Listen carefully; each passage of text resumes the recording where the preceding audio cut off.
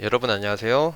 2학기 사회 1단원 세계 여러 나라의 자연과 문화 16차시 수업을 시작하겠습니다. 교과서 59쪽을 펴주시기 바랍니다. 지난 시간에 여러분과 함께 세계 여러 나라 사람들의 생활 모습을 이해하고 존중하는 태도와 마음가짐에 대해서 알아보았습니다. 자동차 운전석이 오른쪽에 있는 영국의 자동차는 마차를 타고 다니던 영국 사람들의 풍습에서 비롯되었다는 것을 여러분들이 알 수 있었고, 낮잠을 자는 스페인과 그리스 등의 남부 유럽 국가들은 한낮에 너무 더워가지고 사람들이 활동하기 어려운 그런 자연환경에서 비롯된 문화라는 것도 알게 되었습니다. 뿐만 아니라 가나에서는 장례식을 새로운 출발이나 여행이라고 여러분 생각을 해가지고 돌아가신 분이 좋아했거나 가졌던 직업을 상징하는 그런 굉장히 독특하고 그런 개성 있는 관을 만들어 가지고 죽은 사람의 삶을 기리기도 하는 그런 모습을 여러분들이 함께 살펴볼 수 있었습니다. 그렇게 우리하고 이렇게 다른 생활 모습에 대해서 좀 어색하고 신기하게 생각할 수도 있겠지만, 여러 나라의 생활 모습이 다른 까닭은 환경의 영향 때문이므로 우리와 다르다고 해서 이상하게 생각하지 않고 존중해야 한다는 것에 대해서 우리가 이야기를 해 보았습니다. 자, 이번 시간부터는 우리가 이제 다른 나라의 자연환경과 인문환경, 또 생활 모습들에 대해서 공부를 해볼 텐데요. 먼저 이번 시간에는 우리나라의 이웃나라들, 여기서 이웃나라는 우리나라와 국경을 맞대고 있는 그런 나라들을 말하는데요. 우리나라와 국경을 맞대고 있는 중국, 일본, 러시아, 이 나라들의 자연환경과 인문환경에 대해서 공부를 해보겠습니다. 먼저 첫 번째로 중국입니다. 중국은 역사적으로 우리나라하고 많은 관계를 맺어온 그런 나라죠. 역사책에 등장하는 그런 나라들만 해도 한나라, 수나라, 당나라, 송나라, 그 외에도 요나라, 금나라, 원나라, 명나라, 청나라, 나라로만 선생님이 이제 표현을 해서 그러지 여러 그런 민족들이 세운 그런 나라들까지 이제 이야기를 한다면 떠오르는 나라들만 해도 엄청나게 이렇게 많은 나라들이 중국에서 존재했던 그런 나라들이에요. 중국은 일단 영토가 세계에서 네 번째로 넓은 굉장히 커다란 땅덩어리가 엄청 큰 나라입니다. 우리나라하고 이제 비교를 했을 때 우리나라보다 40배 이상 커다란 이제 그런 나라라고 하죠. 엄청 나라의 땅덩어리가 이제 엄청 크다 보니까 같은 나라 안에서도 굉장히 다양한 지형과 기후가 나타나게 됩니다. 여기 여러분들 교과서 60쪽 한번 보면은 지도에 색이 약간 좀 다르다는 것을 여러분들이 볼 수 있을 거예요. 서쪽으로 갈수록 서쪽에 이제 좀 고원지대가 있어가지고 굉장히 지형이 높습니다. 여기 고산지대가 있고 여기 보면은 고원이 있어요. 여기 서쪽에 보면은 세계의 지붕이라고도 불리는 중국의 이제 시장고원이라고 하는 이런 고원이 있는 그런 고원지대가 있고 고산지대가 있고, 동쪽으로 갈수록 이제 지형이 점점 낮아집니다. 그래서 동쪽에는 이제 이런 평야지대도 있고, 그리고 바닷가 지역에 주요 항구하고 대도시가 있어요. 여러분들이 한 번쯤은 들어봤을 법한 중국 최대의 도시 상하이도 동해안에 있죠. 가운데 중부 지역 한번 보면은 중부 지역에 고비 사막이라고 해서 중국과 몽골에 걸쳐 있는 아시아에서 가장 커다란 그런 사막이 되겠습니다. 굉장히 건조한 그런 기후가 있겠는데 영상 잠깐 보시면.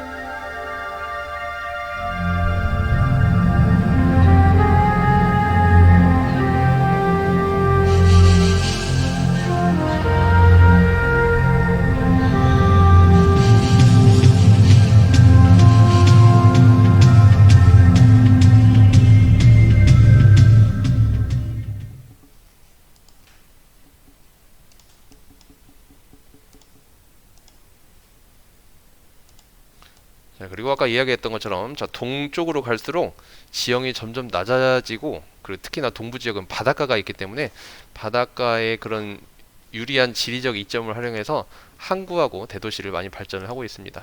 한 번쯤 들어봤을 법한 중국의 대도시 상하이 같은 경우는 인구도 2천만 명이 이제 넘게 산다고 하죠.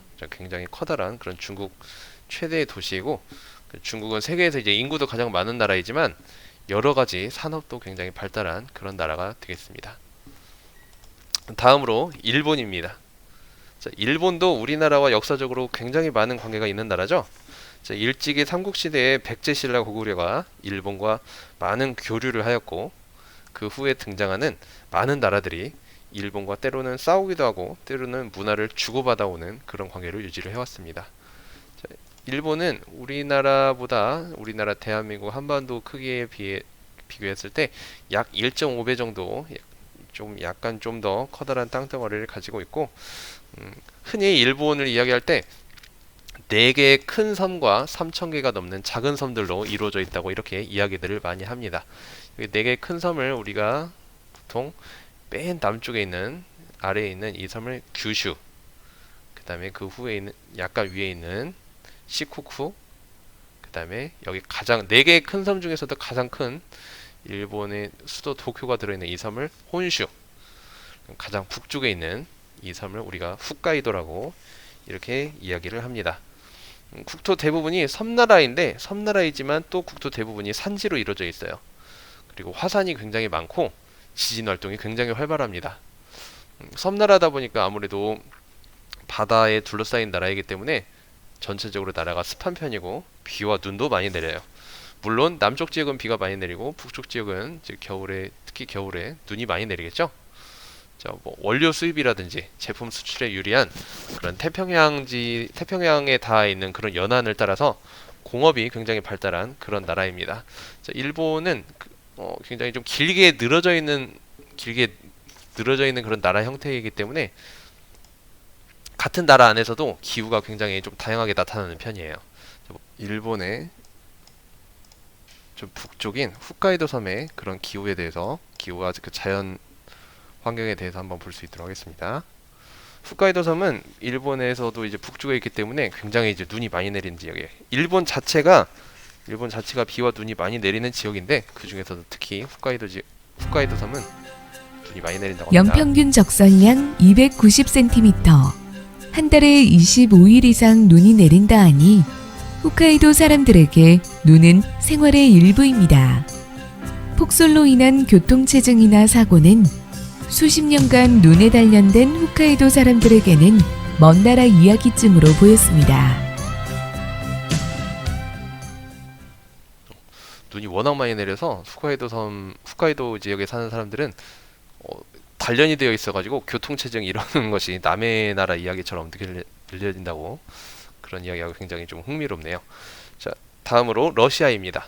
러시아는 세계에서 영토가 가장 큰 나라죠. 아까 중국이 우리나라보다 40배 이상 그 커다란 나라, 영토가 큰 나라라고 했었는데 러시아는 우리나라보다 70배 이상 큰 나라입니다. 주로 동서로 길게 뻗어 있다 보니까 같은 나라 안에서도 동쪽 끝과 서쪽 끝은 시차가 8시간 정도 이렇게 나기도 하는 그런 아주 큰 나라이죠. 워낙 큰 나라다 보니까 나라 자체가 유럽과 아시아 두 대륙에 걸쳐 있어요. 걸쳐 있기 때문에 여러분들 교과서 보시면 62쪽에 보시면 같은 나라 안에서도 아시아와 유럽을 이렇게 나누는 경계 비석이 세워져 있기도 하고 보통은 우랄 산맥이라고 하는 그런 산맥을 기준으로 유럽과 아시아를 경계로 이렇게 삼기도 합니다. 세계에서 가장 영토가 가장 넓은 나라이고 위도가 높아서 냉대기후가 널리 나타납니다. 물론 나라 안에 한대기후 지역도 물론 있죠. 자, 동부 지역은 주로 고원과 산악지대로 이루어져 있고 서부 지역은 평원이 넓게 자리하고 있습니다. 대부분의 인구가 서남부 지역에 집중해 있어요. 아무래도 한대기후보다는 냉대기후에서 사람들이 살기가 좀 더 편하게 느끼기 때문에 좀 서남부 지역에 집중해 있고 그리고 천연자원이 굉장히 풍부한 편입니다. 풍부한 천연자원을 바탕으로 한 그런 산업들이 발달을 하고 있습니다. 여기 아래 그래서 여기를 보시면 겨울철에 추운 걸로 유명한 러시아의 오이메아콘이라고 하는 그런 지역이 있는데 이 지역은 정말 가장 추웠을 때 기온이 측정된 바로 영하 70도까지 측정된 적이 있다고 하는 굉장히 추운 지역입니다. 그리고 아까 여러분들 이야기했던 그 풍부한 천연자원을 바탕으로 한 산업 한번 천연가스로 이제 천연가스를 이제 많이 생산하기로 유명한 그런 국가 중에 하나인데, 세계 여러 나라에, 아이고 죄송합니다. 세계 여러 나라에 이제 수출이 되기도 하고, 그리고 여러 이제 여기를 한번 보시면 러시아의 원유 천연가스 현황이 이렇게 나와 있는데, 보면은 엄청나게 이제 많은 양의 원유하고 가스가 많이 이렇게 매장이 되어 있는 것을 우리가 확인을 할 수가 있습니다. 자, 이제 다음 페이지로, 자 63쪽 보면은, 자 이웃 나라의 인구 분포 알아보기 해가지고 우리가 이번 시간에 여러분들이 공부한 중국, 일본, 러시아의 인구가 어떻게 이제 밀집되어 있는지를 여러분들이 이제 그림으로 확인을 할 수가 있는데요. 자 중국 같은 나라 한번 봅시다. 중국 같은 경우에는 아까 여러분들이랑 이야기한 것처럼 서쪽 지역은 약간 지형이 높은데, 동쪽으로 갈수록 지형이 점점 낮아지고 주요 항구와 대도시가 있다고 했어요. 그러니까 주요 항구와 대도시가 있는 동쪽 지역에 인구가 많이 모여 살게 되겠죠. 자 러시아도 서남부 지역에 많이 인구가 모여 산다고 이야기를 했었습니다. 일본도 아무래도 남쪽 끝이나 동쪽 끝보다는 가운데 있는 이제 혼슈섬 같은 그런 곳이 사람이 많이 모여 살겠죠. 자 이웃나라의 지형들을 보면서 인구가 많은 지역의 지형 특징, 자 여러분들이 자, 여기 한번 같이 해봅시다. 어떤 지역이냐면 주로 평야 지역, 해안가이거나 혹은 사람들이 많이 모여 살려면 일단 지형이 좀 너무 높은 지형이 아니어야 되고, 그 다음에 주변에 물이 있어야겠죠. 큰 강이 있다. 자, 이런 곳에 인구가 많이 모여 산다고 우리가 생각을 하면 되겠습니다. 자, 이웃나라의 기후를 살펴보면 인구가 많은 지역의 기후 특징을 써봅시다. 자, 중국과 일본 같은 경우는, 중국과 일본은 온대기후 지역에,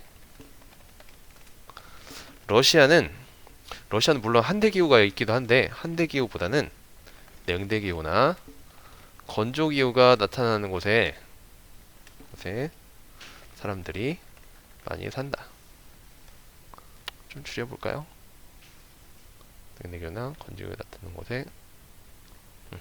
자, 중국과 일본은 온대기후 지역에, 러시아는 냉대기후나 건조기후가 나타나는 곳에 사람들이 많이 산다라고 이야기를 할 수 있을 것 같네요. 자 그리고 인구가 밀집한 지역의 자연환경과 사람들의 생활 모습을 연관지어 써봅시다. 그래요. 사람들이 많기 때문에 대도시나 대도시에서 대도시가 이제 생기기도 하고, 그리고 산업이 발달했죠. 사람들이 아무래도 밀집한 지역에서 가까운 나라와 교류가 활발할 것이다 라고 이야기를 할 수 있을 것 같습니다. 자, 이번 시간에는 우리나라와 국경을 맞대고 있는 이웃나라인 중국, 일본, 러시아의 자연환경과 인문환경에 대해서 알아보았습니다. 다음 시간에는 우리나라와 이웃나라 사람들의 생활 모습을 비교해 보도록 하겠습니다. 굉장히 흥미로운 시간이 될 것 같네요. 수고하셨습니다.